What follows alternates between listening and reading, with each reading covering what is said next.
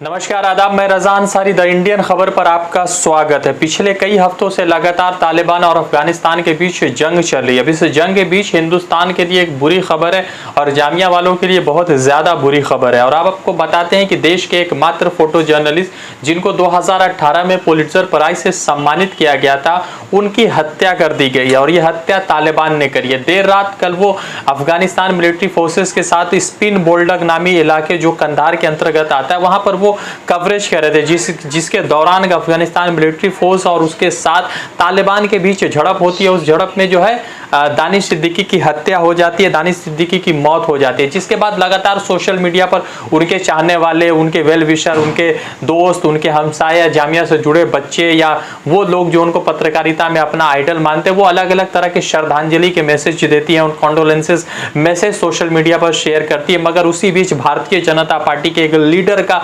Tweet आता है, जो ट्वीट बहुत हानिकारक है। मुझे कहता ना कि आमिर खान का एक फिल्म आया था दंगल, जिसमें था कि बापू सेहत के लिए तू तो हानिकारक है, वैसे ही लगता है कि भारतीय जनता पार्टी के लीडर जो है डेमोक्रेसी के लिए, लोकतंत्र के लिए जो है हानिकारक है। अब आपको बताते हैं कि भारतीय जनता पार्टी के लीडर ने जिस तरह का ट्वीट किया है और भारतीय जनता पार्टी के लीडर के इस ट्वीट से जिस तरह का माहौल बना है और जिस तरह से दानिश सिद्दीकी के चाहने वालों के दिल में एक तरह की ठेस पहुंची, वो सुनकर आपको हैरानी होगी, क्योंकि फिर से इसको हिंदू, मुसलमान और पाकिस्तान, तालिबान के बीच में बांट दिया गया। लगातार धर्म की राजनीति तो हिंदुस्तान में चलती है, मगर जिस तरह की बात सामने आई उसको सुनकर आपको हैरानी होगी और आपको भी लगेगा कि एक तरफ देश ने इतने बड़े पत्रकार को खो दिया, एक ऐसे पत्रकार को खो दिया जो 2018 में उसके फोटोज के लिए उसको पुलित्जर प्राइज दिया जाता है। नाम है, भारतीय जनता पार्टी के एक लीडर है, नाम है विकास प्रीतम सिन्हा, जो को इंचार्ज है publicity literature department BJP for India. साथ ही साथ वो उनको फॉलो करते हैं प्रधानमंत्री नरेंद्र मोदी स्वयं उनको फॉलो करती है,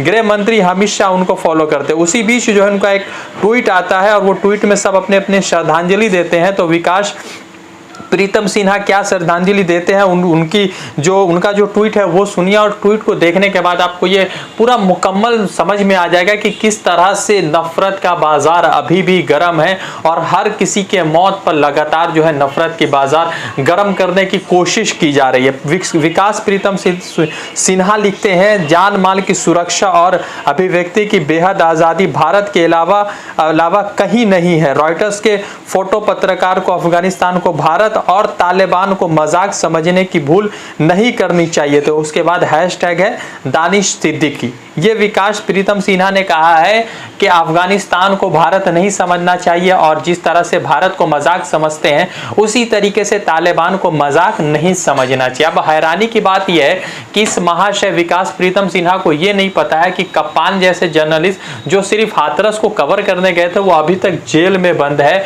जस्टिस लोया को मार दिया जाता है, गौरी लंकेश को सरेआम जो है गोली से रौंद दिया जाता है, तो वो भी भारत में। मैं मानता हूं कि भारत जैसी अभिव्यक्ति की आज़ादी कहीं नहीं है, मगर इसमें यह कहना कि भारत को मजाक बना के रखा लोगों ने, तो ये गलत है और कहीं ना कहीं नफरत का एक बाजार खड़ा करने की कोशिश की जा रही है। अब आपको बताते हैं कि आखिर क्या ऐसा मामला है कि पिछले कई हफ्तों से अमेरिका के ऐलान के बाद कि वो 2021 में अगस्त के 31 अगस्त के बाद वो अपने मिलिट्री ऑपरेशन को अफगानिस्तान में बंद कर देगा, तो क्यों जो है इस तरह की खाना जंगी चल रही और क्यों दोनों तालिबान और अफगानिस्तान मिलिट्री फोर्सेस के बीच में लड़ाई चल रही। अब आपको बताते हैं कि तालिबान एक एक्सट्रीमिस्ट ऑर्गेनाइजेशन है जिसके कब्जे में लगभग 421 जो है डिस्ट्रिक्ट्स है जिस पर वो रूल करता है और उसी के कानून वहां पर चलते हैं। तो दूसरी तरफ मिलिट्री फोर्सेस अफगान के हैं जो ये चाहते हैं कि आप जैसे 2001 से लगातार वर्ल्ड ट्रेड सेंटर के नाम पर अमेरिका जिस तरह से ऑपरेशन कर रहा था, मिलिट्री ऑपरेशन कर रहा था, उसकी 20 साल बाद